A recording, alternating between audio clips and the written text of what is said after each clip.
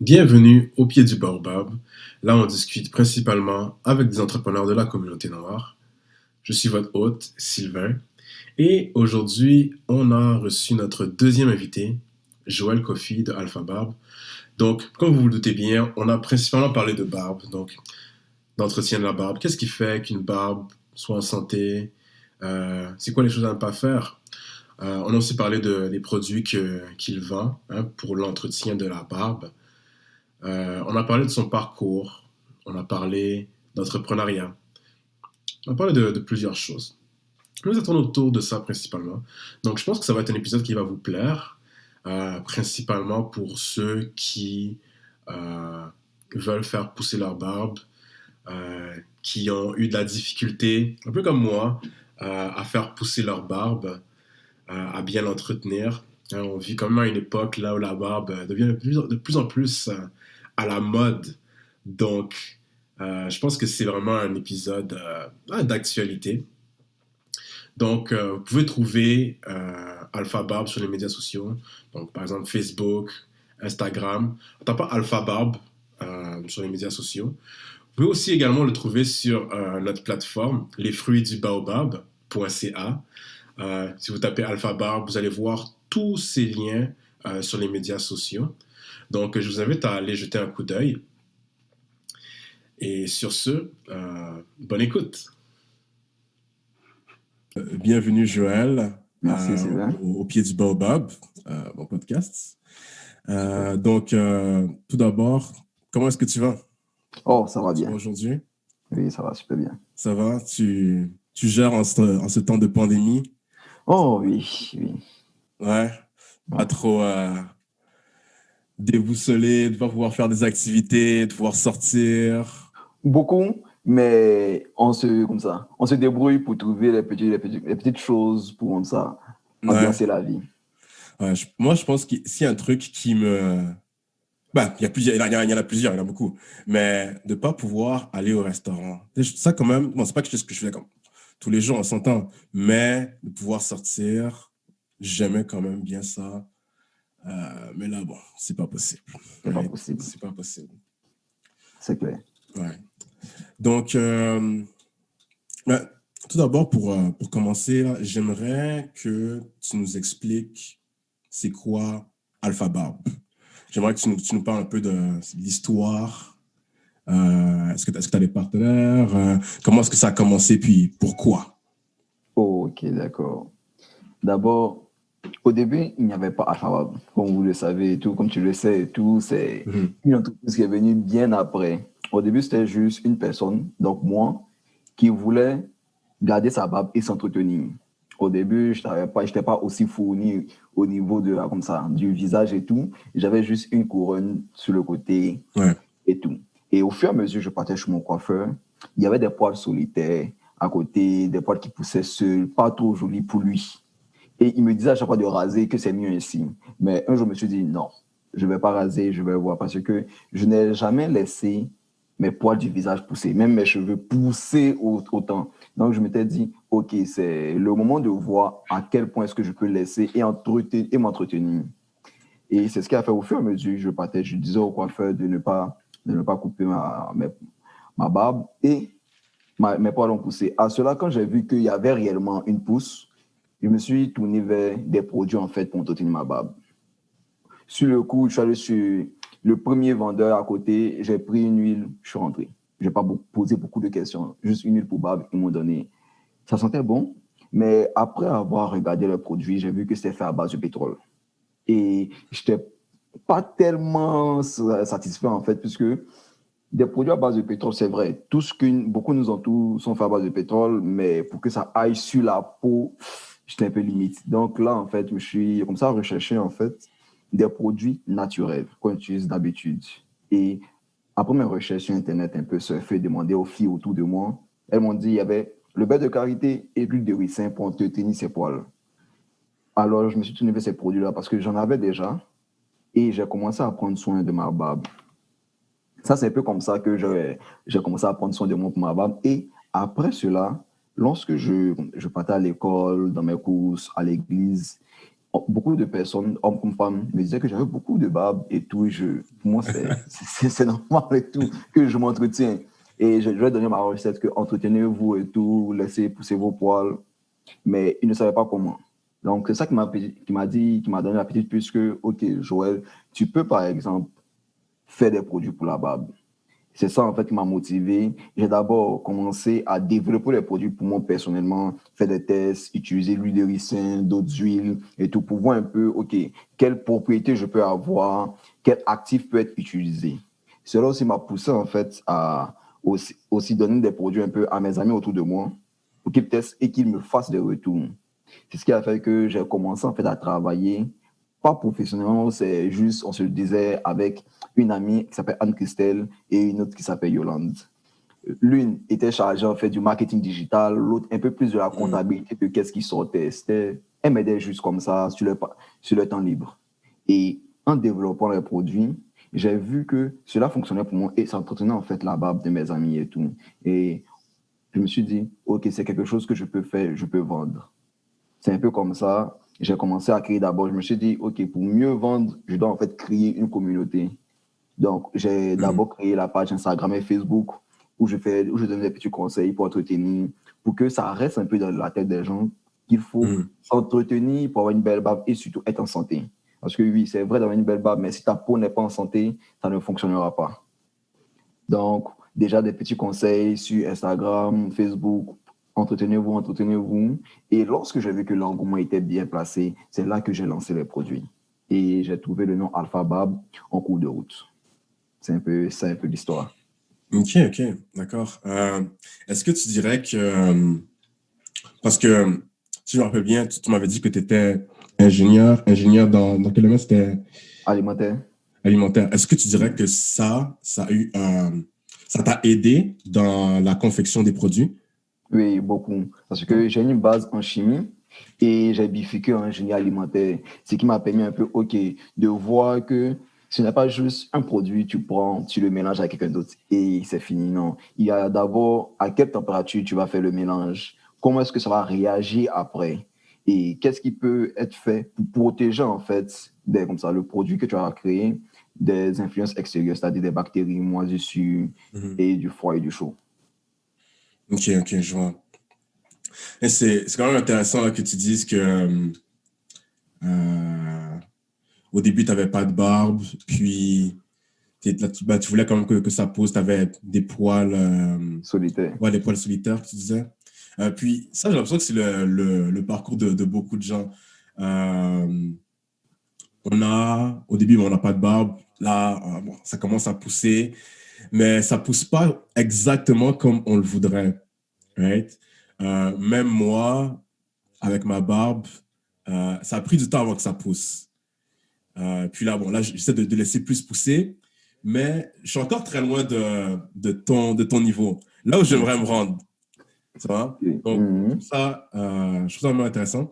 Et parce que justement, je t'ai trouvé sur un groupe Facebook, puis j'ai vu que justement, tu parlais de barbe, que tu avais des produits pour la barbe. Je trouvais ça vraiment pertinent parce que c'est des trucs j'ai l'impression qu'il n'y a pas suffisamment. Donc, j'aimerais que tu me parles un peu de tes produits et services, là. J'ai consulté ta page, Facebook, Instagram, tes médias sociaux, right? Et j'ai vu plusieurs produits. J'ai vu un peigne, shampoing, huile, baume. Je sais pas si j'ai manqué quelque chose. Ouais, non. Euh, mais Oh. j'aimerais que... Ah ouais, il y a quelque chose d'autre? Et la brosse en poil de sanglier. Ah oui, la brosse, ouais, ok, ouais. Peut-être que j'ai oublié la brosse parce que j'en ai déjà une. Mais ouais, vas-y, est-ce que tu pourrais nous parler un peu de chacun de tes produits, puis c'est quoi leur fonction? Pourquoi est-ce que c'est nécessaire? Ok, d'accord. Déjà, j'ai commencé au début à développer le baume. Ouais. Le baume, en fait, qui est un baume qui est fait à base de beurre de karité et de cire d'abeille. En fait, j'ai utilisé ces deux-là parce que le beurre de karité, il a tendance à hydrater et il est rempli, en fait, d'acides gras essentiels pour notre peau. Réellement, je vois ça partout autour de moi. Toutes les grands cosmétiques utilisent le beurre de karité. Et en fouillant plus, j'ai vu que, OK, Déjà, il y a des acides gras essentiels et de surcroît, en fait, il y a beaucoup de vitamines qui enrichissent la peau et qui l'entretiennent. Donc, déjà, ça, c'est un élément clé. C'est pour ça que je vais utiliser de mon baume. Après, maintenant, vient l'acide d'abeille parce que c'est un hydratant. C'est l'hydratant, en fait, de mon produit. Parce que la barbe a besoin, surtout la peau, en fait, même à base, a besoin d'être hydratée. Parce que autour de nous, il fait chaud. Les produits qu'on utilise, on met sur notre peau, sont souvent asséchants. Alors qu'avec l'acide d'abeille, elle hydrate bien votre peau et elle ne laisse pas un film gras sur la barbe. C'est ce qui a permis, en fait, que mon baume soit aussi onctueux. Déjà aussi, autour de moi, et même quand je demandais en Côte d'Ivoire à mes grands-mères et tout, elles utilisaient toujours le beurre de karité, elles l'ont toujours utilisé. Donc, Ouais. je me suis dit, OK, il faudrait que je mette quelque chose que tout le monde connaît déjà et qui a des effets, et même des effets visibles que tout le monde sait. C'est ça, en fait, qui a permis que je développe un baume comme ça. Ouais, Après, je vois ça, c'est comme quand le fait que tu dises que les grands-mères utilisent, et justement, on change pas une recette gagnante.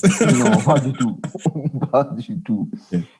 C'est ça. Et puis après, bon, on passe à l'huile pour barbe.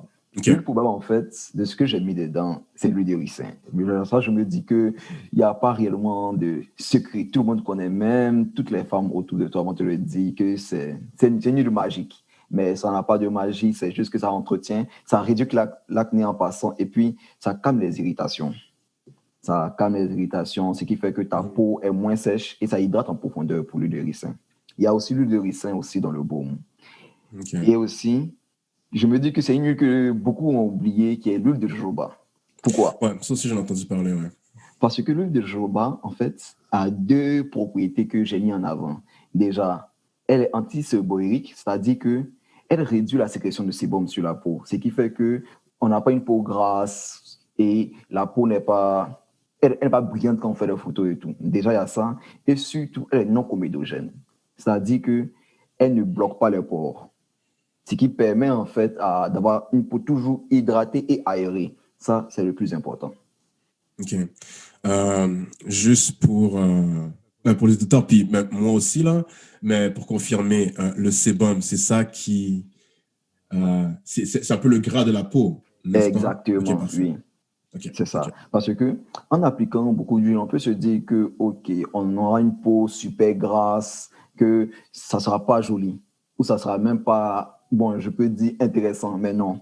Parce que mon huile a été développée en fait pour, si tu apportes de l'huile, il ne faut pas que la peau soit trop grasse, déjà de un, et de surcroît, l'huile a été développée pour que, à son action, lorsque vous utilisez la peau, elle ne laisse pas de film gras sur la peau et sur la barbe. Ce qui fait que si tu vas à ton mariage ou tu vas à une entrevue et que tu as appliqué l'huile pour barbe, ta barbe, en fait, huileuse, ne tâche pas ton habit. On ne Mm, remarque même ouais. pas que tu as appliqué quelque chose. Parce que mes produits ont été développés, en fait, pour ne pas que la peau, pour être, en fait, s'évaporer facilement, mais elle reste mieux sur la barbe pour que la barbe reste hydratée. Moi, je me rappelle, il y avait des moments là où je mettais, quand j'ai commencé à mettre l'huile pour la barbe, puis bon, ma barbe déjà, elle était assez courte. Donc, je mettais ça, je mettais l'huile, puis j'avais l'impression que c'était trop huileux.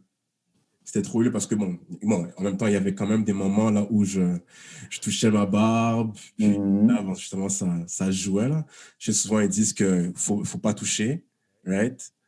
Mais, ouais, c'était un peu mon commentaire. Mais tu sais, en fait, aussi, c'est l'huile aussi que tu utilises qui est importante parce que la propriété, comme je t'ai dit, c'est une huile sèche. C'est-à-dire que ça ne reste pas sur toi et même si tu te caresses la barbe, normalement, comme elle est sèche, elle ne doit pas te tacher les mains. Normalement. C'est ce que moi j'ai utilisé avec mon huile. Donc, quand tu l'auras, tu verras en fait la différence qui, ça ne tâche pas la main et tu n'as pas l'impression que tu t'es mis de l'huile sur le corps. OK.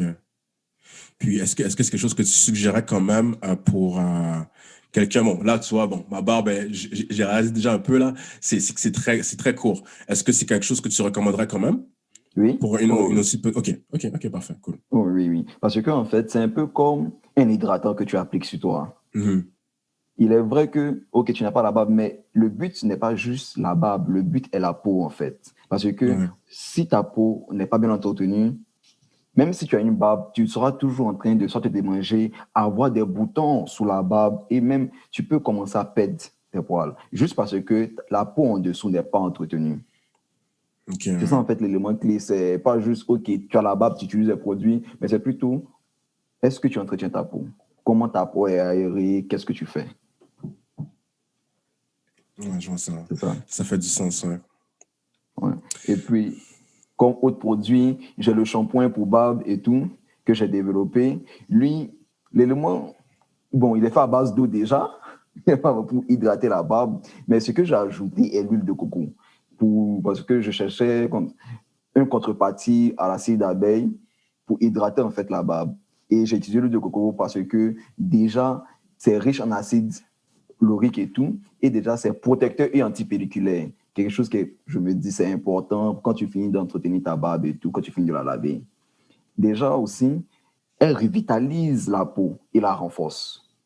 Mais après l'utilisation, moi, ce que je conseille, parce que ça a été fait pour aussi assécher la barbe, pour enlever en fait déjà la matière, réduire le sébum et de ce quoi enlever tout ce qui est peau morte et tout. Donc, dès que c'est fini, il faut utiliser soit l'huile, soit le baume. Moi, j'applique les deux en hiver parce que c'est asséchant et tout Ouais. et il fait froid. Si c'était pendant l'été, j'utiliserais soit l'huile ou le baume, mais en hiver, j'applique les deux. Ma barbe est bien hydratée, magnifique. Donc, moi, c'est un peu une routine que je conseille d'utiliser. Si on a les trois produits, d'utiliser le shampoing, après l'huile et le baume. Mais avec juste les deux, ça marche aussi. Ok. Ça marche, ça marche. Puis, le peigne, bon, quelque chose qui pourrait être peut-être évident, mais tu sais, je pense que ce serait quand même bien d'élaborer sur le pourquoi. OK. En fait, le peigne, parce que nos poils ont tendance à se contracter Ouais. après. Et nous, on veut voir en fait une évolution lorsqu'on s'entretient. Pareil pour nos cheveux. On veut constater que, OK, nos cheveux poussent et tout. Donc, il faut démêler, il faut peigner en fait. Mais le truc est que nous n'avons pas assez de gras, suffisamment de gras ou d'eau dans notre barbe pour pouvoir mieux démêler cette barbe-là. Ce qui fait que on utilise des peignes en plastique. Mais les peignes en plastique ont tendance à être statiques, c'est-à-dire créer de l'électricité statique. Ce qui fait que cela shrinque nos poils. C'est ça, en fait. Et c'est pour ça, avant, il n'y avait pas de peigne en bois, il n'y avait pas de peigne en plastique chez nous. Tout ce qu'on utilisait sur le marché était des peignes en bois. Mais comme le bois coûte beaucoup plus cher maintenant, c'est pour ça que nous sommes passés au peigne en plastique parce que, un, il est abordable partout, il se fait à bas prix et tu peux le trouver n'importe où. C'est pour ça que nous avons tendance à avoir des poils ou des cheveux en boucle. Alors que si on prenait le temps à chaque jour de démêler nos barbes ou en tout cas nos cheveux avec un peigne en bois, on va concrètement voir une grande différence. Parce que le bois, il est antistatique et surtout le bois de santal, il est relaxant. Antistatique, c'est qu'il ne chérit pas la barbe. Il ne crée pas en fait l'électrostatique qui fait que on a l'impression que nos poils sont contractés, petits et enroulés. Bien sûr, Mhm. avec le temps, nos cheveux ou notre barbe va redevenir comme avant, contactée parce que elle sèche, mais il n'y aura pas en fait l'électrostatique qui va influencer en fait ces cheveux-là. C'est réellement pour ça que j'ai utilisé le peigne en bois. Ok. Parce qu'au début, je pensais que les, les peignes en bois, ils étaient mieux parce qu'ils étaient justement plus solides. Parce Hmm. que, bon, les peignes en plastique, moi, je me rappelle dans le passé, ben, avant que Hmm. j'ai des locks, quand j'étais dans mon adolescence, là, quand j'utilisais mon peigne, puis je peignais, le peigne en plastique, là, je me rappelle, à un moment donné, ce peigne-là, il a brisé. Il a simplement brisé. Bon, en même temps, peut-être que j'aurais dû peut-être mieux hydrater mes cheveux avant de commencer à Hmm. peigner, Oui. mais je me suis dit, ah, mais ça arriverait pas avec un peigne un peu plus solide. Donc, Ouais. c'est pour ça que moi, à la base, je pensais que c'était pour ça. Ok, ok, ok. Ouais, je pourrais te dire que oui, déjà il est solide en plus, mais d'autre part aussi, ça dépend de comment tu utilises, de comment tu forces et tout. Parce que dépendamment, tu pourras trouver des peignes en bois facilement maintenant sur le marché, à bas prix super bon. Mais ce qui est un peu bloque, c'est qu'on ne sait pas comment c'est fait. Et de surcroît, pour moi, en fait, c'est du vrai bois. Quand je dis du vrai bois, en fait, c'est que le peigne en bois, en fait, d'habitude, pour le protéger, des influences extérieures, on le recouvre en fait d'une protection qui fait que lorsque l'eau va couler dessus, le peigne ne va pas changer. Ouais. Il restera pareil. Alors que moi, j'ai préféré, je me suis dit, OK, il faut réellement du bois. Donc, je n'ai pas demandé la protection pour pouvoir en fait avoir un produit réellement naturel. Mhm. C'est ça un peu qui fait la différence. Ok, ok. Puis, pour la brosse La de brosse sanglier, la fameuse en brosse. poids de sanglier, en fait. Le poids de sanglier ou même n'importe quelle brosse permet en fait d'enlever les pomotes, donc de déboucher les pores. De Mhm. surcroît, il y a souvent en fait avec la poussière et tout qui tombe sur notre peau, cela bouche les follicules pileux qui normalement devraient être aérés. Donc la brosse vient nettoyer tout ça. Et à côté de cela, l'élément aussi que j'aime là-dedans, c'est que lorsque tu as fini d'appliquer les produits, cela permet de mettre ta barbe dans un sens ou dans l'autre. C'est juste ça. C'est bien ça. C'est cool, c'est cool. Puis, sinon, j'ai aussi vu ben, sur dans ton site, et ben, ta page Instagram aussi, que tu offrais des services. Exactement. Est-ce que tu pourrais nous expliquer c'est quoi ces services-là? OK, ces services sont basés, sont des services conseils OK. et d'encouragement pour entretenir sa barbe. Pourquoi? Parce que autour du moment, même comme toi tu l'as dit, il est réellement difficile de mettre dans notre routine de s'entretenir après s'être lavé. Parce qu'on se dit que, OK, c'est un truc seulement réservé à la femme. Ou encore, si nous, on veut le faire, on ne peut pas accorder trop de temps là-dessus. En 2 minutes, on veut que ce soit vite fini, bâclé et on passe à autre chose. Mais alors que c'est une routine qu'on doit mettre. Elles l'ont apprise, nous aussi, on peut l'apprendre. Mhm. Et moi, au début, j'étais pareil. Je me disais que, oh non, je ne vais pas passer juste 2 minutes à me regarder dans le miroir. Non. Mais je me suis rendu compte que ça ne dure pas. Et si tu prends du temps pour le faire, ça se fait rapidement et c'est efficace.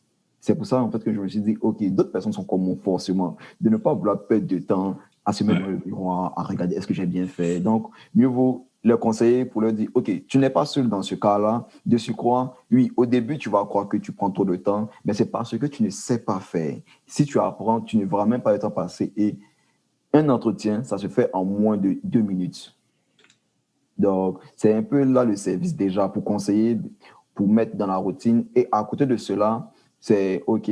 Quand tu as par exemple des trous dans la barbe, quel conseil je peux te donner? Aussi, ce n'est pas juste au niveau de la barbe, c'est au niveau en fait de comment tu vis en général. Parce que si tu stresses, tu remarqueras que tu commences à beaucoup perdre tes cheveux et tout. Si si tu manges mal, on peut dire, trop de sucre, tu fais pas de sport, cela aussi a une influence sur ton corps. Bien sûr, on pourrait remarquer que d'autres personnes ont une vie différente, c'est même une barbe, mais il y a aussi l'élément clé qui rentre, qui est la génétique. Parce que la longueur d'une barbe d'une personne est complètement différente de l'autre. Je connais des amis qui, eux, ils se rasent directement au même niveau que toi, mais en 3 mois, ils ont une barbe aussi fournie que moi. Comme Mhm. un autre, lui, il s'est rasé une fois, ok, il va attendre l'année en fait pour l'avoir. Mais c'est pas une compétition. C'est réellement pas une compétition. Il faut prendre du temps de s'entretenir et de mettre dans sa routine. Parce que c'est quelque chose aussi que je veux faire rentrer un peu en nous, qui est prendre soin de soi. Parce qu'on a tendance à, OK, là, on laisse la barbe se raser tout le temps, mais ça agresse notre peau. Donc, si ça peut rentrer dans la routine d'une personne qui va la donner en fait à la génération suivante, c'est important. Parce que je me dis, actuellement, on constate que nos cheveux poussent beaucoup plus vite que notre barbe. Mais on ne remarque pas qu'il faut laisser du temps à la barbe de pousser et d'entretenir sa peau. Donc, c'est au travers de tout ça, je donne réellement des conseils pour la manière de voir qu'il ne faut pas se comparer aux autres. Il faut s'entretenir, réduire les rasages si nécessaire, mais Mhm. prendre réellement soin de soi. Non, c'est bien que tu le soulignes parce que veux pas, c'est des aspects qui impactent la barbe. Exactement. Donc, on peut pas vraiment les dissocier. Non, c'est cool. Puis, par rapport à la confection de tes produits, Mhm. euh, j'ai vu, bon, en fait, tu l'as montré là aussi, mais les emballages que tu utilises, euh, c'est où que tu prends ça? C'est. OK.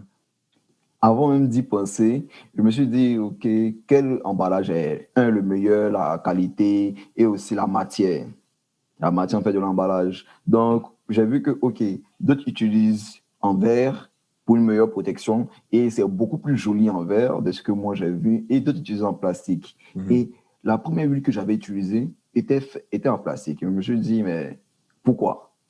Pourquoi réellement? Et la première recherche, c'est que l'huile, en fait, en verre et comme en plastique, il n'y a pas réellement de différence. C'est juste à ta guise.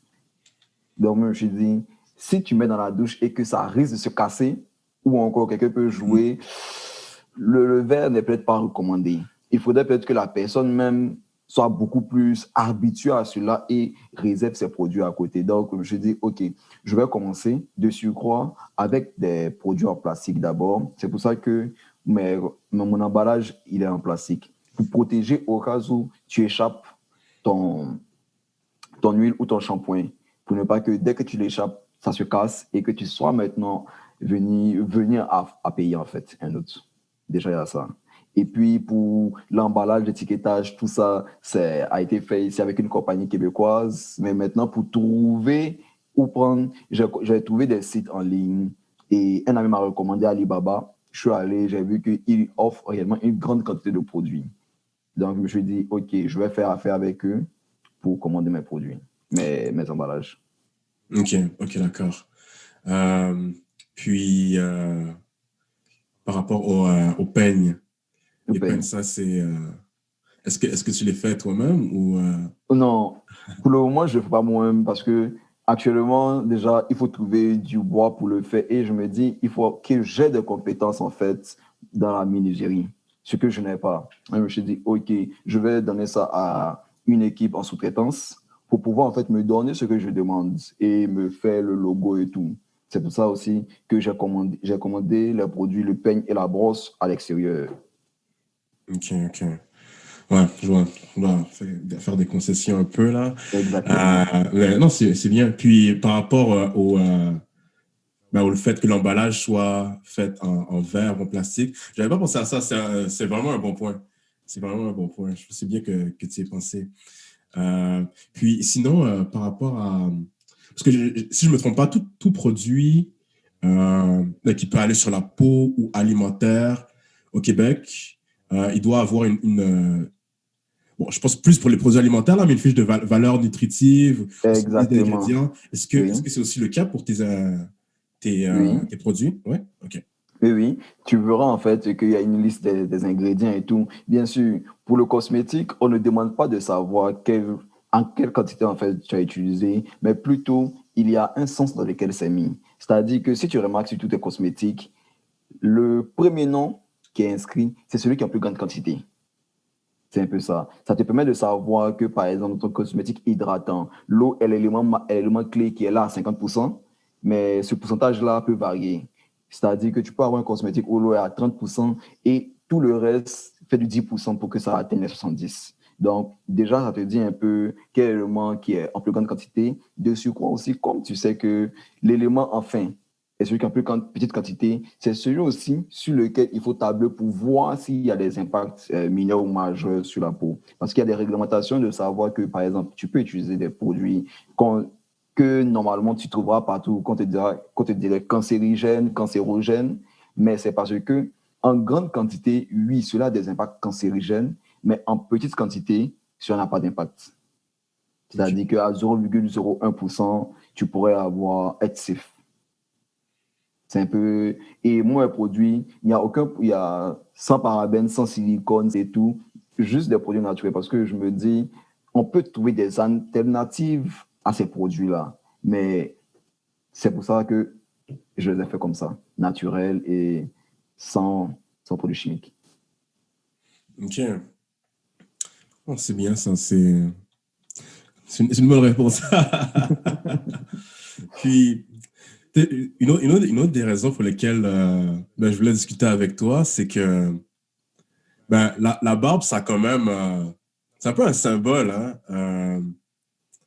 Bon, qu'on parle de masculinité, là, pas pour dire que un homme sans barbe n'est pas un homme, mais ça, surtout de nos jours, là, en ce moment, Oui. il y a de plus en plus de gens qui ont la barbe, qui veulent la porter, puis ouais, c'est quand même un signe de la masculinité. Mhm. Donc, toi, qu'est-ce que tu penses de ça? Ok. Moi, je prendrais que, parce que on peut constater qu'il y a des femmes avec des barbes, Ouais, qu'il en existe et tout. ouais, Mais beaucoup plus de l'autre bord et tout, des hommes, ouais. moi, je trouve la barbe que, déjà, ça fait bien sur nous. Honnêtement, quand tu remarques, quand tu vois le visage d'une personne, avec la barbe et sans la barbe, ce n'est pas la... Tu n'as pas l'impression que ça met personne. Tu as l'impression que, ok, la personne a rajeuni ou ça te rassure pas parce que tu t'es habitué. Mais moi, je me dis, c'est parce que entre nous-mêmes, cela a une influence déjà psychologique. Par exemple, on peut considérer un peu comme les cheveux pour les femmes. Plus elle a une belle chevelure, une plus grande chevelure, une plus longue, bizarrement, elle est beaucoup plus magnifique, beaucoup plus attirante. C'est un critère de beauté souvent. Ce qui fait qu'avec la barbe, on peut considérer qu'une personne qui a beaucoup plus de barbe, peu importe qu'elle soit longue comme celle de Gandalf ou à un bon petit, un niveau, on peut considérer que c'est déjà un impact, ça change. Et c'est aussi, je me dis, en rapport à, je me dis au lion un peu, parce que ça craignait un signe de royauté. C'est ça un peu qui me dit, OK, la barbe a un impact. Et autour de moi, je remarque ça, comme tu as dit, de nos jours, c'est beaucoup plus mis en avant, la barbe, mais je me dis, c'est à chaque génération que c'est comme ça, qu'il y a un système qui vient, mais qui change. Mais c'est clair qu'après nous, ça va rester encore. C'est ce que je veux que ça reste. Ouais. Je suis bien d'accord. Mais sinon, parce que la barbe, bon, si on regarde dans le règne animal sur cette terre, euh, on est bon, en même temps, l'homme a évolué à travers Hmm. les milliers d'années, mais pourquoi est-ce que l'homme a une barbe? D'où est-ce que ça vient? Pourquoi là déjà? Parce que bon, on n'a pas vraiment, pour la majorité des gens, on n'a pas de poils sur le mains et tout, mais est-ce qu'il y a une Hmm. raison pour laquelle l'homme a une barbe? Oh, ok. En fait, là-dessus, quand j'ai fait mes recherches, j'ai vu que ça dépend réellement, dans le milieu dans lequel tu vis, deux, de comment tu vis, et trois, dans la génétique aussi. Parce que tu pourrais voir qu'il y a beaucoup d'autres personnes qui sont réellement velues, sur la poitrine, sur les bras, les épaules et tout. Mais comme par exemple, tu peux constater que toi et moi, nous n'avons pas. On n'est pas aussi velus. Ça dépend vraiment, un, du milieu et deux, de la génétique et de souvent comment on vit. Pourquoi? Parce que tu n'en as pas besoin sur ta main pour te protéger. Parce que ta main est directement un élément protecteur contre les influences extérieures. Alors que ton visage n'en a pas. Parce que la peau du visage et même la peau de la tête, ce sont deux peaux complètement différentes. Ce qui fait que tu auras besoin d'une protection, déjà, prenant contre l'hiver, contre le froid et tout. Donc, à la base, c'est normal que l'homme, en fait, il y ait des poils.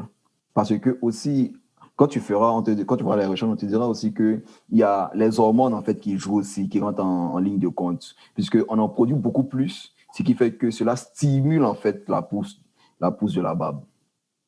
Et Ok. à la base même, on constate que on a beaucoup plus de poils parce que avant, on prenait l'habitude de se raser tout le temps. On considérait que non, ce n'est pas bien d'avoir beaucoup de barbe, ça te fait paraître comme un brigand. Mais à la base, on ne se rasait pas. Si on ne se rasait pas, on ne serait peut-être pas là en train de faire une petite compétition de savoir qui a plus de barbe que l'autre et tout. On serait plus là, on trouverait ça naturel. Mais comme maintenant c'est mis en avant de beaucoup plus laisser sa barbe, c'est là qu'on constate que, OK, lui, ça pousse plus vite que pour moi.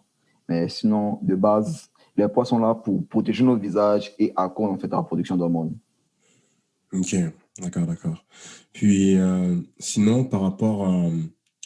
Parce que, bon, moi, bon, dans ce que j'ai lu et tout, quand on parle de, disons, l'histoire de l'humanité, euh, on voit que bon, à un moment donné, ben, l'humanité a commencé en Afrique. Là, après, il a commencé à avoir des migrations. Des gens sont partis au nord. Puis il y a eu l'ère glaciale. Mhm. Et justement, c'est ça qui a fait en sorte que, ben, disons, que l'humanité soit aussi, disons, diverse. Right? Exactement. Que, ben, il y ait des personnes de toutes les couleurs, entre parenthèses. Mhm. Right?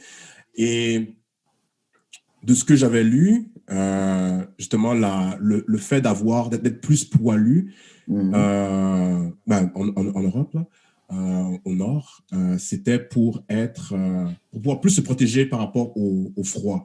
Puis là, bon, Effectivement. après, si on va avec la couleur de la peau, c'était justement pour mieux absorber la lumière, pour pouvoir produire Exactement. de la vitamine D. Mais puis bon, c'était un peu l'inverse pour les gens qui sont restés dans les zones chaudes du monde. Mais par rapport à la barbe, moi, après avoir lu ça, moi, je me disais, OK, bon, peut-être que c'est justement pour ça qu'on a beaucoup moins que les Noirs ont beaucoup moins de barbe que, disons, les Européens. Donc, Mais ce serait quoi ton commentaire là-dessus? là-dessus, en fait, je dirais que, bien sûr, l'influence extérieure a joué. Le temps, le froid, mais c'est comment on vit. Bon, il faut le dire, vu qu'on a été colonisé, que tous nos pays, en fait, beaucoup de notre manière de penser, beaucoup de nos manières de penser ont changé. Par exemple, dit, mais avant, c'était pas normal que tu laisses autant de cheveux. Bien sûr, il y avait les coupes afro, mais les jeunes, en tout cas de mon époque, ils ne pouvaient pas laisser autant les cheveux. Ils ne pouvaient pas faire des coupes ni des dreadlocks. Non. En tout cas, de là d'où je venais, de ma catégorie, personne n'en faisait parce que c'était mal vu. Alors que, déjà même que se couper les cheveux était la norme. Et autour de moi, beaucoup de personnes qui coupaient leurs cheveux, ont eu de la calvitie très tôt. Ah bon? Oui, beaucoup. Et j'ai fait un lien entre les deux, calvitie et la coupure des cheveux. Je me suis dit, mais attends, si tu ne te coupes pas les cheveux, prudent, pendant 2 ans, à quel niveau tu serais comparativement à quelqu'un qui se coupe les cheveux chaque 1 mois, qui réduit le niveau, qui se limite à chaque fois? J'en connais des amis autour qui, le niveau de calvitie est réellement beaucoup plus poussé parce qu'ils ont eu tendance à se coiffer beaucoup plus régulièrement. Tu vois? Donc, ils sont directement passés au fait de tout enlever sur la tête. Je comprends. Mais je me dis, si de base, tu ne te rases pas, tu ne coupes pas tes cheveux, tu remarqueras une grande différence entre toi et puis une personne qui se rase régulièrement. Et il y a même un ami ici qui, lui, il a laissé pousser ses cheveux. Il avait un début de calvitie, mais en laissant pousser ses cheveux, il a constaté que, OK, le début de calvitie a disparu. C'est réellement, en fait, le mode de vie dans lequel tu es qui impacte comment tu es. Parce que on ne se rase, j'estime que se raser régulièrement fait partie de nous parce que c'est comme ça nos parents nous ont appris. C'est ce qu'on sait. Mais ne te rase pas, tu verras réellement une différence dans ta manière de faire. Et moi, c'est ce que je conseille presque à tout le monde de faire, de diminuer un peu. OK, il faut se coiffer, mais par exemple, au lieu de le faire chaque 2 semaines ou chaque 1 mois, fais-le chaque 2 mois ou chaque 1 an. Et entre-temps, prends soin de tes cheveux, prends soin de ta barbe, prends soin de toi. Tu constateras en fait une différence entre toi d'il y a 1 an et le toi actuel. C'est un peu comme ça que moi j'estime que c'est de là en fait vient le fait que, OK, on peut estimer que les Noirs n'ont pas beaucoup de barbe et que les autres en ont souvent beaucoup plus. Mais parce que eux, dans leur routine, ce n'est pas directement rentré que, OK, il faut se raser directement dès que ça pousse. Alors que notre génération et tout ce que moi je vois, surtout dans nos écoles où on s'en va, il est normal de se raser.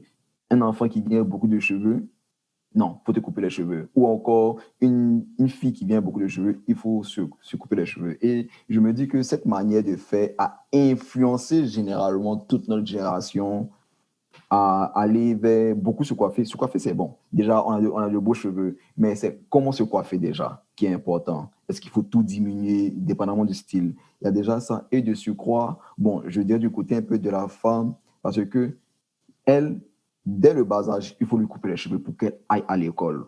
Ce qui fait que quand elle grandit, elle se rend compte que je n'ai pas beaucoup de cheveux. Donc, elle prend du temps, elle laisse, elle laisse. Ce qui peut pousser un peu à utiliser des perruques, des mèches. Il y a beaucoup plus d'autres facteurs, mais si dès le bas âge, tu entretiens tes cheveux, tu remarqueras une différence entre les deux filles qui ont entretenu leurs cheveux dès le bas âge jusqu'à ses 20, 25 ans et une autre qui a pris toute sa vie, bon, je peux dire jusqu'à ses 16, 18 ans, de se couper les cheveux. On constate ça, par exemple, aux États-Unis, où les femmes ont beaucoup de cheveux facilement. Les femmes noires, contrairement à nos sœurs. Mhm. C'est un peu ma part sur ça, sur la mode des cheveux et de la barbe en général. Ok, ok. Euh, mais c'est ce que je retiens vraiment de tout ça, c'est vraiment que ben, ça dépend de comment on vit et tout. Puis j'avais pas pris Exactement. ce facteur-là en considération, le fait que euh, assez souvent, ben, dans une culture, les gens n'ont pas aussi, ben, des aussi longs cheveux, des aussi grandes barbes et tout. Puis, ouais, je pense que c'est une bonne hypothèse de dire que peut-être que la colonisation a eu un impact là-dessus. Euh, J'aimerais ça savoir si, dans le passé, les gens, ils avaient plus la barbe. Ça, bon, Exactement. il faudrait lire certains livres pour ça, pour savoir. Puis, euh, par rapport à la calvitie, mais moi, ce que j'avais entendu, c'était que, bon, que c'était quelque chose d'héréditaire, puis apparemment, ça vient de la mère. Et Ok. que, ben, il y a certaines choses aussi qui peuvent, disons, accélérer ou augmenter tes chances d'avoir la calvitie, dont le fait de souvent couvrir tes cheveux, souvent porter des casquettes. Euh, ou des chapeaux, euh, parce que bon, ça laisse pas tes cheveux respirer. Puis bon, aussi, bon, là encore, là, on peut aussi parler de l'aspect physique, justement, si tu es quelqu'un d'actif, en Exactement. santé, tous ces trucs-là. C'est ce que j'avais un peu entendu, là. Oui. Bon, j'ai jamais fait mes recherches là-dessus, mais bon, je me dis, ah, ok, bon, ça, j'imagine que ça fait du sens. Mhm. Faudrait être un spécialiste pour ça, pour avoir une meilleure idée là-dessus. Exactement. Euh, mais j'ai une autre question pour toi. Est-ce que tu dirais que là, on est en pleine pandémie mondiale, Mhm. puis le truc qui est la nouvelle mode maintenant, c'est le masque. Là, on Oui, porte le masque quand on sort et tout. exactement. Est-ce que tu dirais que ça a un impact sur la barbe? Bien sûr, bien sûr. Moi, là où je travaille, j'en porte. Et j'en porte quoi, 8 heures par jour. Dans ce Mhm. que je fais, si par exemple je ne fais pas de course. Ce qui fait que, bien sûr, ça a un impact. Ça a un impact parce que tu t'es peigné, tu t'es brossé la barbe, mais tu dois la contracter avec, avec un masque. Ce qui fera que, oui, tes poils vont shrinker et au-dessus, quoi, cela peut pousser tes poils même à se casser. Parce que les poils aussi ont une durée de vie. Ils ne restent pas éternellement. Ils grandissent et après, ils meurent. Mais ils sont après remplacés par d'autres. Et le max, en fait, je me dis, souvent il accélère parce que moi, j'ai eu beaucoup de poils que j'ai eu dans ma bouche et tout. Et que quand j'enlevais, je me disais, OK, il est cassé. Mais oui, en fait. Mais ça dépend aussi parce que il faut entretenir. Et j'ai réellement fait une différence entre le moment où, OK, je me suis dit, je vais entretenir au retour de mon travail et lorsque j'entretiens quand je vais avant d'aller au travail. Ça, j'ai réellement vu une différence là-dedans de comment mes poils étaient beaucoup plus souples déjà et beaucoup plus, en fait, solide pour moins se casser. Avant, je considérais que okay, quand je fais mon soin, après être rentré du boulot, j'en ai perdu quoi, 2, 3, 4 dans la bouche, mais, ou encore sur moi dans le masque. Mais quand je fais auparavant, ça commence à réduire beaucoup plus. Et là, je ne constate aucun. Donc, je me dis, oui, ça a un impact, mais il faut réellement s'entretenir. Ouais. Ouais, je pense que c'est ça, ce serait ça le mot là. Il faut prendre soin de soi. Exactement. Mhm. Euh, Puis sinon, là, ça c'est quelque chose que j'ai découvert cette année. Il y a un YouTuber que je suis et il parle, parce que lui, ben, justement, il voulait faire pousser sa barbe. Puis il a parlé du Derma Roller. C'est comme ça que ça s'appelle. Exactement. Oui. Puis bon, en fait, en gros, ce que c'est moi, ça comme un rouleau. Ouais. Il y a un manche qui permet Mhm. de faire rouler, rouler le rouleau sur la peau. Oui. Puis il y a plusieurs dents, si je ne me trompe pas. Mhm. Le but de ça, c'est de stimuler la pousse de la barbe. J'ai pas utilisé, j'ai pas, je l'ai pas utilisé, j'ai pas acheté. Euh, le gars, ce qu'il disait, c'était que ça marchait. Il y a eu une augmentation de sa barbe. Mais toi, qu'est-ce que tu en penses? Est-ce que c'est quelque chose que tu recommanderais? Euh, Honnêtement, je ne recommande pas ça directement parce que c'est quelque chose que je n'ai pas utilisé. Mais comme toi, en fait, j'ai vu d'autres personnes, j'ai vu deux avis contraires. Il y avait une personne qui constate comme toi qu'elle remarque des effets et une autre qui met en garde. Parce que, d'abord, celle qui remarque des effets, pourquoi ça fonctionne en fait le démarre roller? C'est parce que ces micro-aiguilles-là stimulent en fait le sang.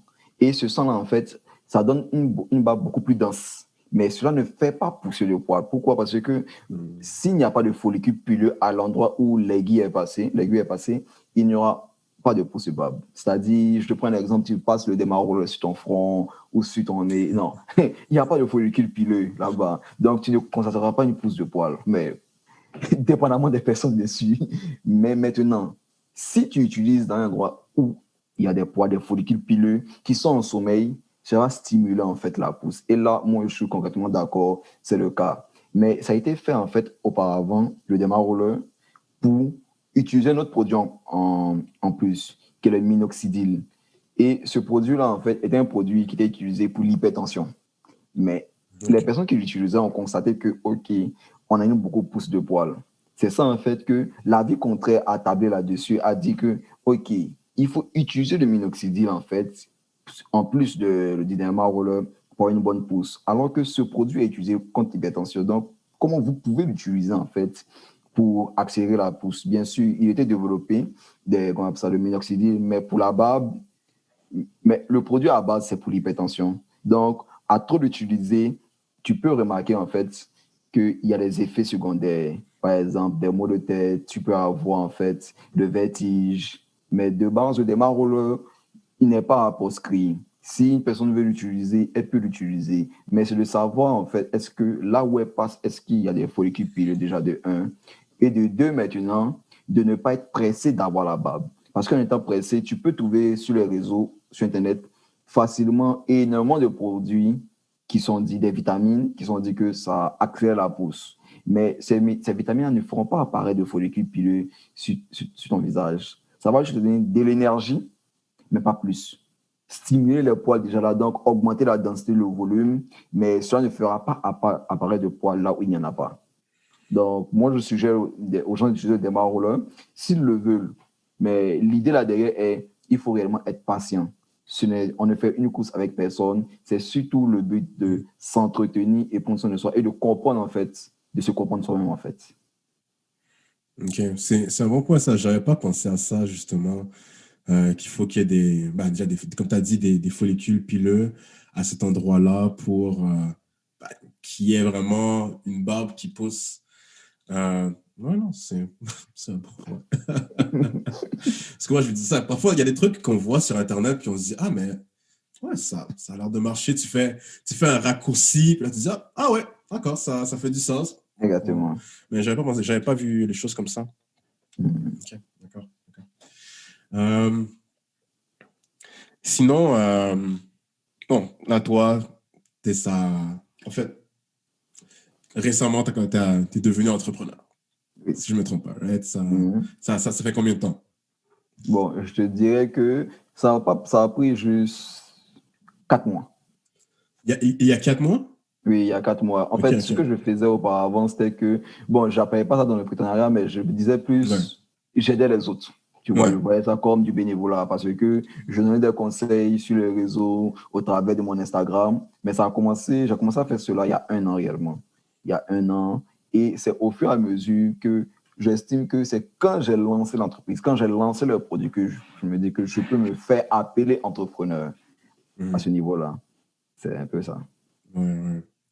Donc, ça, t'es encore à tes débuts. Mais ouais, moi, je dirais que ouais, c'est de l'entrepreneuriat, là, définitivement. Mais pour toi, ce serait quoi la définition là, d'un entrepreneur alors? Ok, pour moi, entrepreneur, c'est quelqu'un, en fait, déjà, à la base, il fait ce qu'il aime. Tu vois, il fait ce qu'il aime et il fait des trucs, un travail pour aider sa communauté, aider les gens autour de soi. C'est réellement ce rapprochement que fait un entrepreneur et euh, aider sa communauté. Parce que tu fais ce que tu aimes, de surcroît, en aidant ta communauté, de toutes les façons, tu la boostes. C'est ça un peu moins le but d'un entrepreneur. Ouais. Non, c'est bien ça que tu le dis. Euh, J'entends souvent, bon, moi je suis loin de me considérer entrepreneur, mais ce que j'entends souvent, c'est bon, les gens qui veulent faire de l'argent, c'est plus, ils commencent avec un peu cette base-là directement. de faire de l'argent. Puis bon, c'est un niveau, bon, dans le monde dans lequel on vit, je pense qu'il n'y a rien de mal là-dedans. Là, c'est tout à fait Exactement. normal.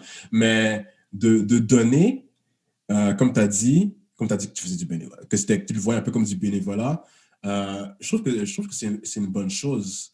Parce que c'est vraiment en donnant, on donne une certaine valeur parce que ce que tu sais, tes produits, ça, c'est une connaissance.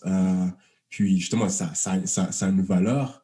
Et en quelque sorte, le fait de donner, les gens, bon, on gagne confiance en la personne. On se dit, OK, bon, peut-être que ouais, je serais justement prêt à payer pour des produits comme ça, payer pour un autre niveau de connaissance, d'expertise. Exactement.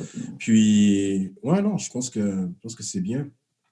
Puis, bon, est-ce que jusqu'à présent, est-ce que ça a été quoi tes défis en tant qu'entrepreneur?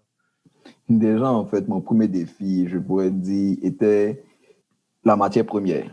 Par exemple, tu vois, avoir accès à du beurre de karité, mais surtout du beurre de karité désodorisé, du beurre de karité qui n'a pas une très forte odeur que les gens n'apprécient pas. Parce que le beurre de karité, de chez nous en tout cas, il a une forte odeur et ça ne me dérange concrètement pas. Mais je fais affaire à d'autres personnes qui, elles, non, pas de beurre de karité sur leur peau, elles ne veulent pas.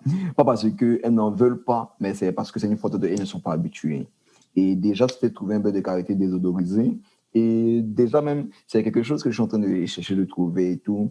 Comment désodoriser beaucoup plus facilement à la source le beurre de karité pour que quand il se vend beaucoup plus facilement pour tout le monde.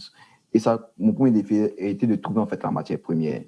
Après, l'autre défi en fait est de faire comprendre aux gens autour de moi, à ma communauté, que il faut entretenir sa peau pour qu'elle soit beaucoup plus facile. Parce que, comme on se disait, prendre soin de soi, ça ne fait pas trop partie de nous. On se dit que non, c'est une perte de temps, non, pourquoi je vais faire 5 minutes dans la douche.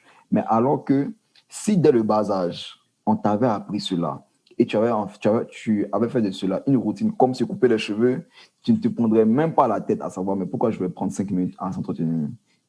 C'est un peu ça mes défis. Faire comprendre aux gens qu'il faut s'entretenir et un peu la matière première. Mais là, en fait, c'est résolu à ce niveau-là. OK. Ah, c'est bien, c'est bien. Euh, Sinon, bon, là, on est en temps de COVID, Oui, oui. right? Mhm. Et est-ce que tu dirais, bon, en même temps, ouais, si tu dis que ça fait 4 mois, toi, tu as commencé en pleine pandémie alors. Ouais, C'est ça? exactement. OK, bon, donc, ouais, je sais pas, là, je me demande, est-ce que la question s'applique à toi, mais est-ce que tu dirais que ça a été quoi les défis en temps de COVID pour toi? En fait, bon, en temps de Covid. Mais comme je le disais là, comme j'avais commencé dès comme ça l'année passée, en 2019, bon, 2019, que ça commence en 2020, déjà à cette période-là, je n'avais pas réellement le défi pour la vente et tout. Et j'ai commencé directement à vendre des produits pendant l'été. C'était un peu OK. Beaucoup de gens me demandent quand est-ce que ça va sortir, quand est-ce que ça va sortir. Bon, allons-y pour eux avec l'huile et tout. C'est là que j'ai commencé à vendre. Et entre-temps, dans le background, je développais des produits. Mais mes défis, en fait, pendant cette période-là, étaient déjà d'avoir accès à la matière première Ouais. aussi, parce qu'on devait réduire les déplacements, on ne pouvait peut-être pas trop aller, et de surcroît, les commandes pouvaient prendre du temps avant d'arriver, ce qui ralentissait aussi la sortie des produits pour les futures commandes que j'avais ou les commandes actuelles. Donc, réellement, faire du service à la clientèle pour rassurer ma clientèle que les produits sont en cours d'arrivée et il faut se rassurer. Vous pourrez en fait vous entretenir, mais de surcroît à côté, c'est de leur faire comprendre que, OK, mes produits sont bons, mais ne négligez pas un peu les produits que vous avez chez vous. Ils sont du beurre de karité. Même si, en pensant, il n'est pas, qu'on appelle ça, l'odeur est forte, mais utilisez même de nuit sur les cheveux ou sur votre peau, moi je trouve que c'est la magie en fait. C'est la magie. Donc déjà, je leur donne des conseils là-dessus. Je tablais beaucoup plus sur les conseils en temps de Covid et de rassurer la clientèle. Et je me dis, c'est une période où il faut s'adapter réellement, s'adapter, innover. Et c'est en Ouais. ce sens-là que moi, en tout cas, j'encourage les gens à, OK, ton truc, au début, tu le faisais ainsi, change. adapte à ce qui se passe actuellement. Parce que si tu ne changes pas, tu vas te faire dépasser par d'autres qui sont prêts à changer et qui sortent de leur zone de confort. Ouais, c'est un bon point, ça. Ça me fait penser à, justement, parce que j'ai écouté une vidéo hier, puis ça parlait du progrès. Exactement. Ben, non, bon, pas spécifiquement, mais une des personnes, il a donné disons une analogie par rapport au progrès. Puis il disait que le progrès, c'est comme un train, OK, auquel notre pied est attaché. Tu vois? Euh, je veux pas dans le monde, il va avoir du progrès. Puis bon, en tant qu'entrepreneur, parfois, il y a des choses qui vont faire en sorte qui vont affecter ton marché et tout. Et donc, soit tu restes attaché au train, puis tu te laisses tirer par le train, qui pourrait Exactement. te blesser, t'affecter et tout.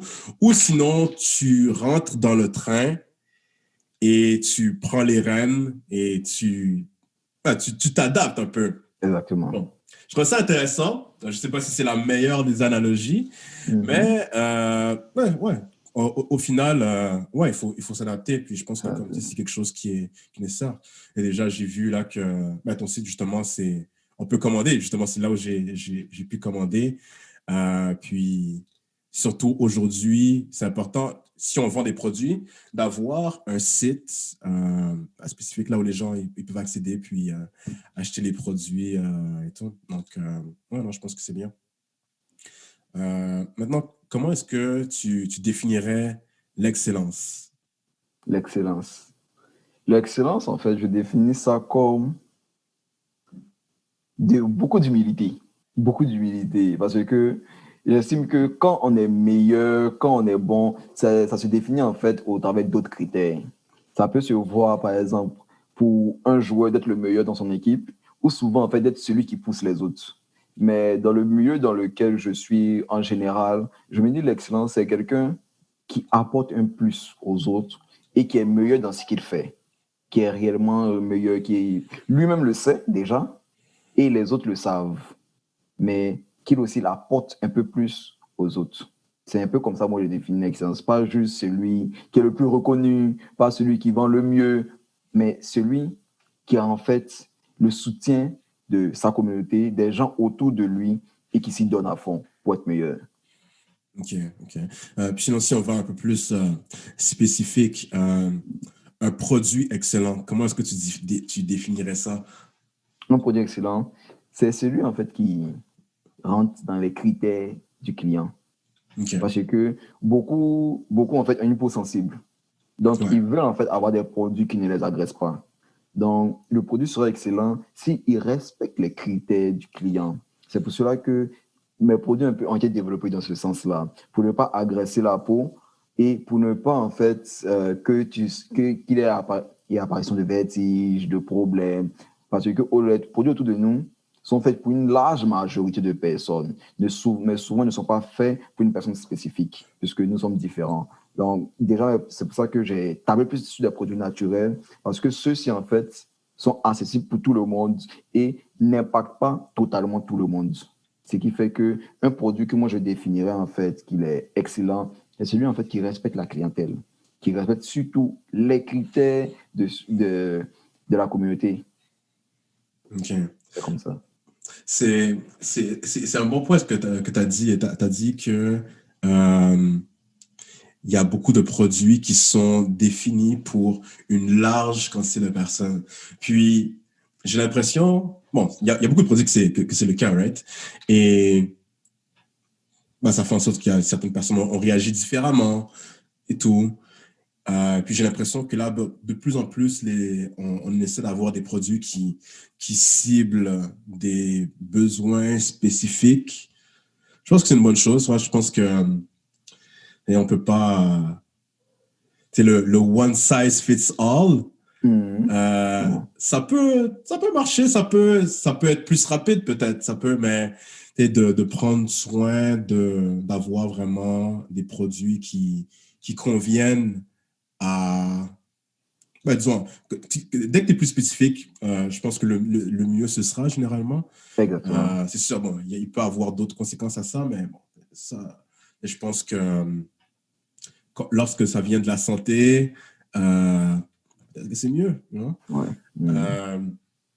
Puis, sinon, par rapport au service à la clientèle, hein, moi, bon, dans le passé, là, j'ai travaillé au Walmart. J'ai travaillé au Walmart.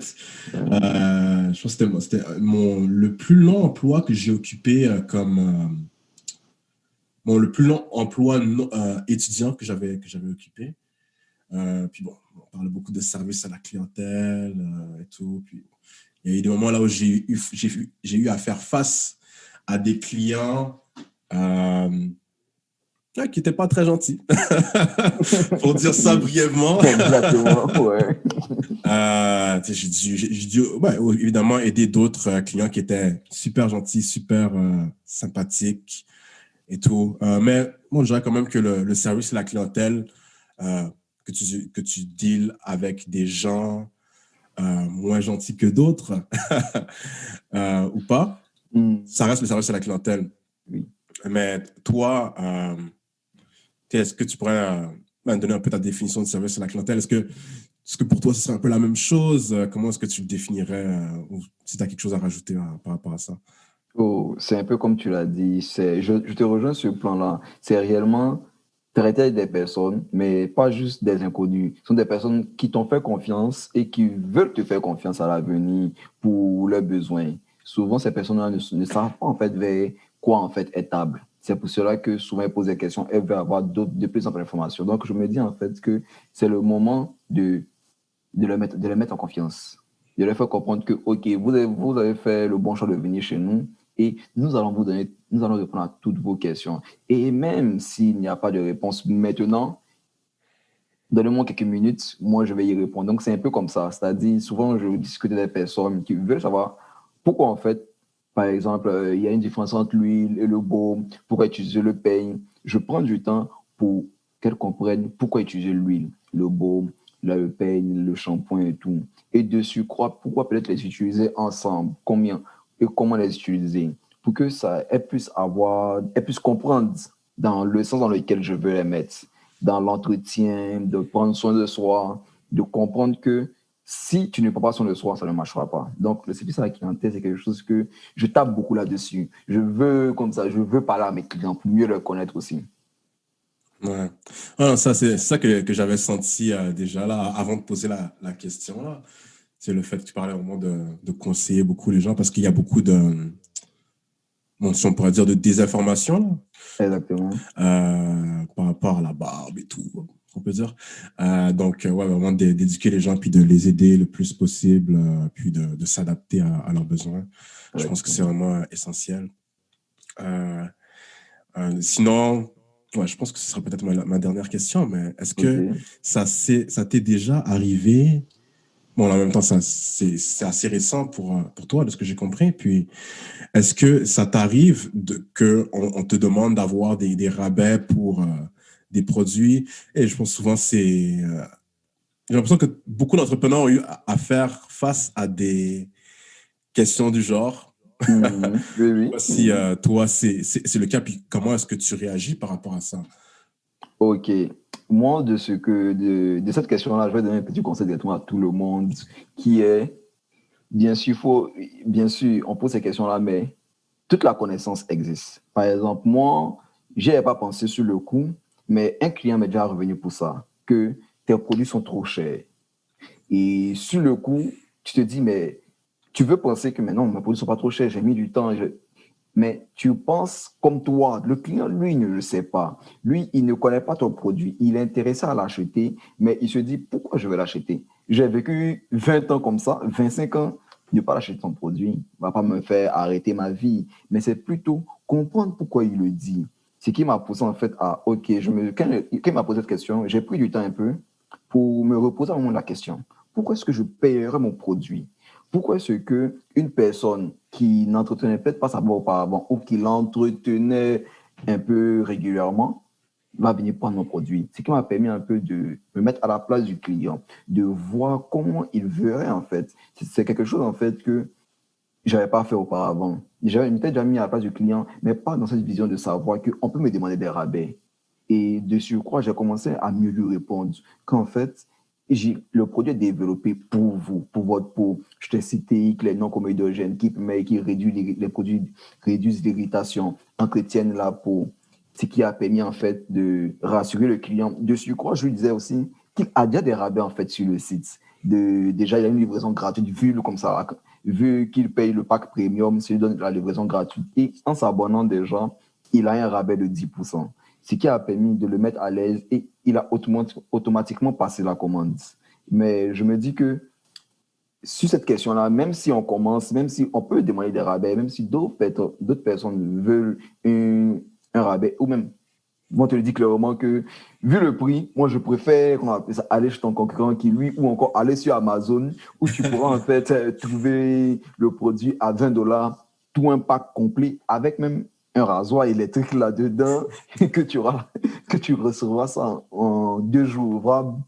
Ouais, moi, je conseille en fait aux gens de faire selon comment ils se sentent, mais plutôt aussi de comprendre aussi pourquoi le client te parle ainsi. Ils ne font jamais rien par hasard. Ils veulent des choses et il faut comprendre d'abord avant de répondre. Je tape beaucoup là-dessus. Comprendre la clientèle, comprendre ce qu'elle te dit, l'idée là derrière. Lui-même, souvent, le client, il n'y pense pas. Pour lui, il a un besoin à combler, il te le demande cash. À toi maintenant de pouvoir y répondre le plus rapidement possible à de un et de remplir ses attentes.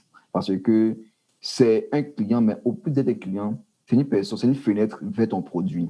Ce qui fait que s'il a un mauvais retour, s'il ne marche pas avec toi, OK, il peut te faire un remède auprès des siens.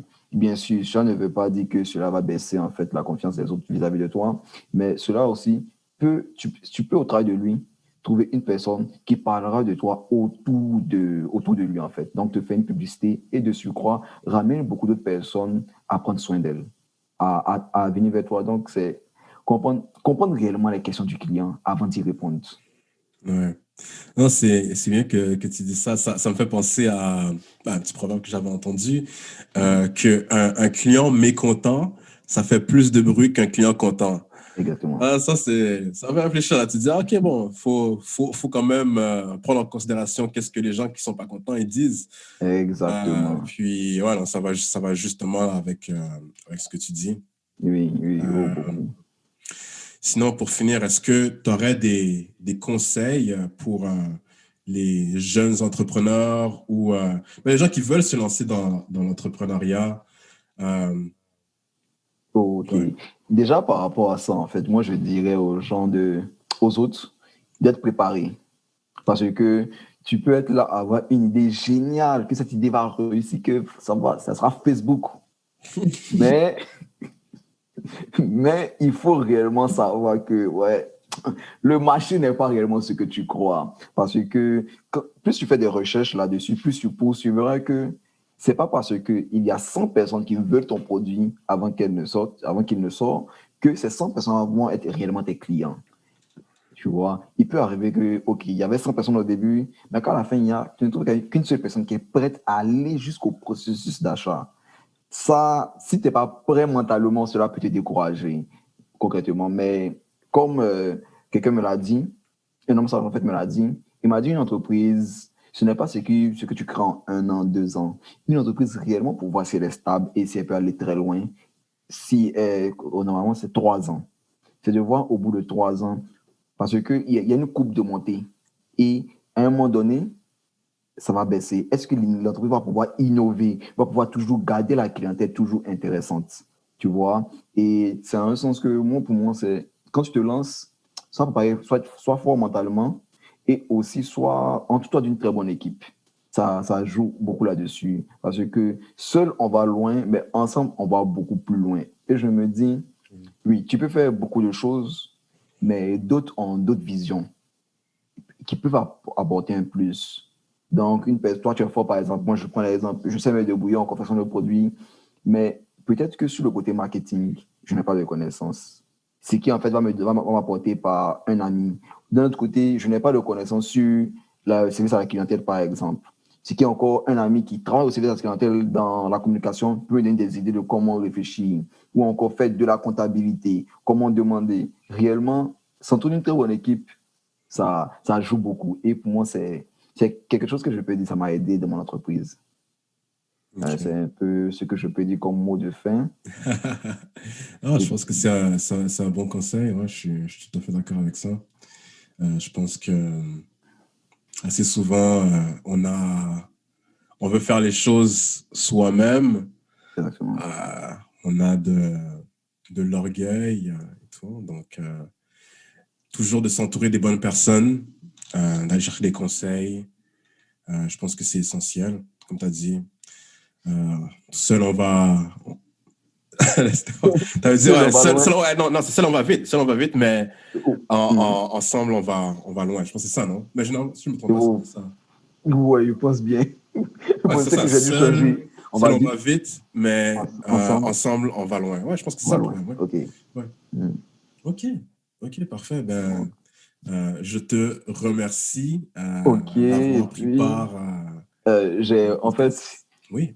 j'ai un plus à ajouter. C'est concernant la question par rapport à depuis combien de temps j'ai commencé. Ouais. En fait, j'ai été mélangé par les années. OK, C'est-à-dire OK. que ouais, je n'ai pas commencé il y a 4 mois, mais j'ai commencé parce que en fait, il y a 4 mois, on était en 2020. Ouais, on était en 2020. Alors que moi, en Ouais. fait, dans ma tête, j'étais toujours en 2020, alors qu'en 2021. Alors, en fait, j'ai réellement commencé à me lancer en 2019, mais c'est en 2020 que j'ai pris maintenant le temps de développer le produit. Et j'ai lancé en fait la vente des produits pendant l'été 2020 et j'ai relancé maintenant, c'est-à-dire les produits étaient finis, j'attendais en fait que le stock vienne et améliorer mes produits et je les ai relancés maintenant sur le marché en septembre 2021, peut-être 2020, ouais, 2020, je suis bien correct. Et depuis là, maintenant, ça dure. Donc, au lieu de 4 mois, c'est plutôt 1 an, en fait, que je suis là. OK, d'accord. Je pense que ouais, c'est bien que tu l'aies précisé. Mm. Ouais, je pense que moi aussi, à un moment donné, je me suis dit, ah, OK, bon, peut-être qu'il y a juste quelque chose que j'ai manqué. Mais non, c'est Non, c'est moi. bien, c'est bien Mm. que tu l'aies précisé. OK, mais Joël, je te remercie vraiment d'avoir participé au podcast. Merci à toi. Et comme j'ai dit, quand j'ai vu ta page sur Facebook, ta publication en fait, je me suis dit vraiment que comme tu sais, c'est une bonne chose. Puis, il faut plus d'initiatives comme ça, Exactement. des produits qui sont bons pour notre peau, qui sont été faits par des gens justement, qui voient cette petite subtilité euh, pour avoir vraiment des produits qui vont nous faire vraiment comme un gant, tout simplement. Exactement. Oui. Donc, je te remercie beaucoup. Merci à toi. Ça pour ça, moi, en tout cas. À la prochaine. Bye, bonne journée.